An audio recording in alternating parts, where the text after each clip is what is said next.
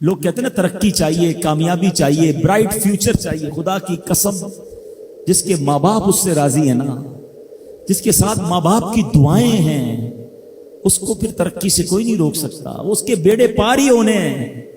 اور ساری دنیا واہ واہ کر رہی، ماں باپ پریشان ہے، وہ برباد ہی ہونا ہے.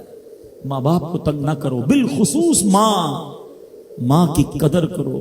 ماں کا کوئی نیبل بدل نہیں ہے. اور یہ دعا دے دے تو بندہ کدھر پہنچ جاتا ہے. اچھا پھر آج کل ایک اور ٹرینڈ چلا ہے، کسی بھی طرح کا زندگی میں مقام بڑھ گیا نا، مشہور ہو گیا، اب وہ ماں باپ پر بھی روب جما رہا ہوتا ہے. پتہ نہیں میں کتنا بڑا آدمی ہو گیا ہوں، اب میں آپ کی خدمت کہاں سے کروں گا بھائی، ٹائم ہی کہاں ہے میرے پاس. ان کو کبھی یہ روب مت جمانا. ارے آج اگر کچھ بن بھی گئے ہو نا، یہ انہی کی دعائیں تھیں، اور ان کو کہہ رہے ہو بڑا آدمی ہو گیا. حضرت موسیٰ کلیم اللہ علی نبینا علیہ الصلوۃ والسلام، کتنا بڑا مرتبہ ہے. اور آپ نے ایک بار اللہ کریم کی بارگاہ میں عرض کیا، مولا مجھے جنت میں اپنا پڑوسی دیکھنا ہے. ارشاد کیا ہوا کہ اے موسیٰ، جنت میں تیرا جو پڑوسی ہے وہ ایک فلاں علاقے کا کسائی ہے. آپ حیران ہو گئے، آپ نے کہا مولا مجھے ملنا ہے. ایڈریس بتایا گیا، آپ چلے گئے وہاں پر. ایک نوجوان نے دروازہ کھولا، آپ اندر گئے. گھر میں گئے تو دو بوڑھے ماں باپ، بوڑھی شخصیات تھی. انہوں نے حضرت موسیٰ کو دیکھا، آپ کی رسالت کی گواہی دی، اور دونوں دنیا سے چلے گئے. وہ نوجوان کسی کام سے گیا، جب واپس آیا اپنے دونوں والدین کو دیکھا کہ دونوں کا انتقال ہو گیا ہے. تو کہا ہو نہ ہو آپ حضرت موسیٰ علیہ الصلوۃ والسلام. حضرت موسیٰ نے کہا میں نے تو نہیں بتایا کہ میں کون ہوں، تمہیں کیسے پتا چلا؟ کہا میرے ماں باپ روزانہ دعا کرتے تھے کہ یا اللہ اس وقت تک موت نہ دینا جب تک حضرت موسیٰ کا دیدار نہ کر لے. آپ ہمارے گھر آئے ہیں، آپ کو انہوں نے دیکھا ہے، یہ چلے گئے دنیا سے، آپ ہی حضرت موسیٰ. حضرت موسیٰ نے فرمایا بتاؤ کچھ اور بھی دعا کرتے تھے؟ کہا ہاں، میں اپنے بوڑھے ماں باپ کیونکہ چبا نہیں سکتے تھے، روز ان کو دیوالے چبا چبا کر کھلاتا تھا.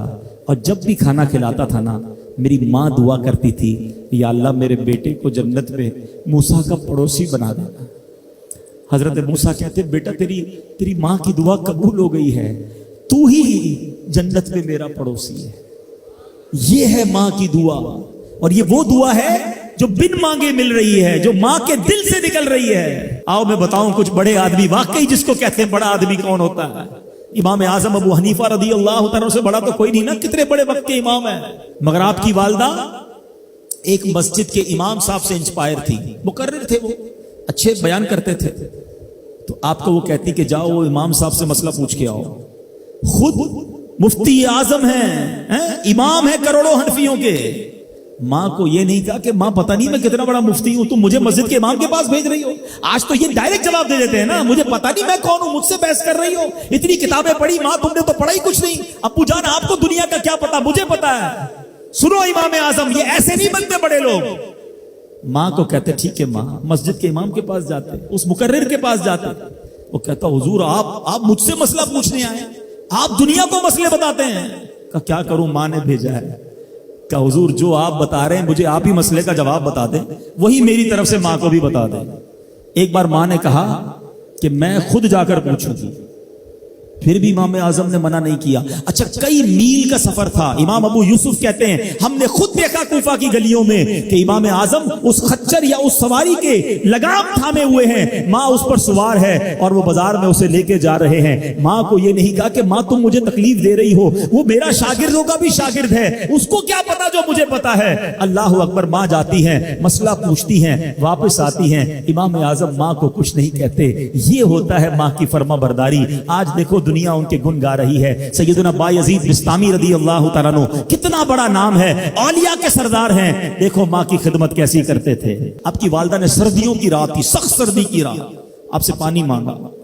حضرت بایزید بستامی ماں کے پاس پیالہ لے کر گئے تو ماں سو گئی تھی. ماں کے سرہانے پیالہ لے کر کھڑے رہے، رات بھر کھڑے رہے سخت سردی میں. پانی تھوڑا سا آپ کی انگلیوں پر گرا تو وہ پانی برف بن چکا تھا. ماں کی آنکھ کھلی، دیکھا بایزید بستامی بستر کے کنارے کھڑے ہیں. کہا بیٹا کیوں کھڑے ہو؟ کہا ماں آپ نے رات پانی مانگا تھا نا، اس لیے کھڑا رہا کہ نہ جانے کب آنکھ کھل جائے. اب جب پانی دینے کے لیے پیالہ الگ کیا نا تو وہ برف چمڑی سے چپک چکی تھی، تو جب وہ برف الگ ہوئی نا آج سے خون نکلنے لگا. حضرت بایزید بستامی رحمت اللہ تعالی کی ماں نے جب یہ دیکھا نا کہ بیٹا ساری رات کھڑا رہا اور اب اس کا ہاتھ بھی لہو لہان ہو گیا. حضرت بایزید بستامی کی ماں نے پتہ اس رات کیا دعا دی؟ کہتی یا اللہ میں اس سے راضی ہوں، تو بھی اس سے راضی ہو جا۔ دیکھو کیا مقام ملا، اولیاء کرام کے سردار بن گئے۔ یہ وہ دعائیں ہیں جو دل سے نکلتی ہیں۔ ماں باپ کی خدمت ایسی کرو، اب کہو نا ان کے دل سے دعا نکلے۔ جب وہ دعا نکلے گی نا، پھر وہ کام بننے آپ سوچ نہیں سکتے۔